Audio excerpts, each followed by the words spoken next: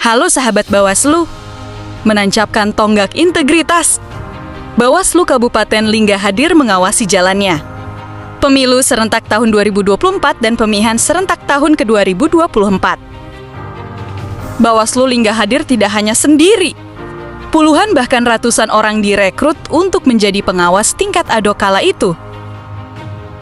Di tengah tantangan geografis ribuan pulau dan keterbatasan akses, Badan Pengawas Pemilihan Umum Kabupaten Lingga sukses mengukir cerita inspiratif dalam membentuk garda terdepan pengawasan.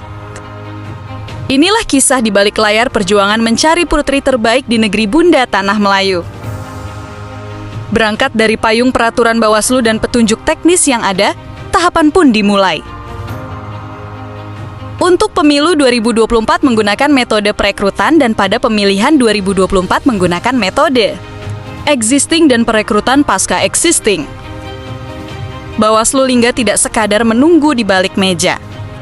Tim bergerak menyisir pulau, menembus ombak, demi memastikan informasi sampai ke pelosok desa.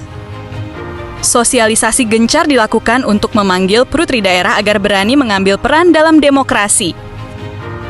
Melalui arahan Ketua Bawaslu Lingga, selaku Koordinator Divisi Sumber Daya Manusia, menyemangati langkah Bawaslu.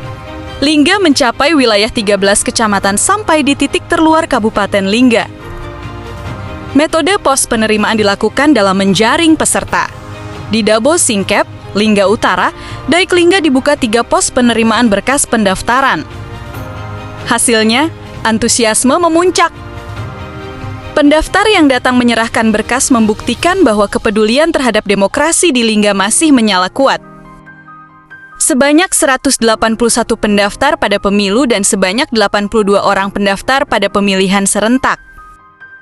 Tes tertulis berbasis chat menjadi standar ukuran kemampuan akademis dari calon panwaslu ad hoc. Disinilah kapasitas intelektual dan mental para calon penguji diuji.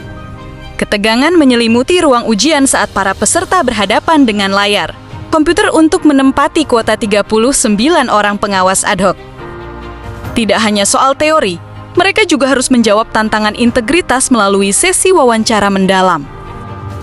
Bawaslu Lingga memastikan setiap proses berjalan transparan dan objektif.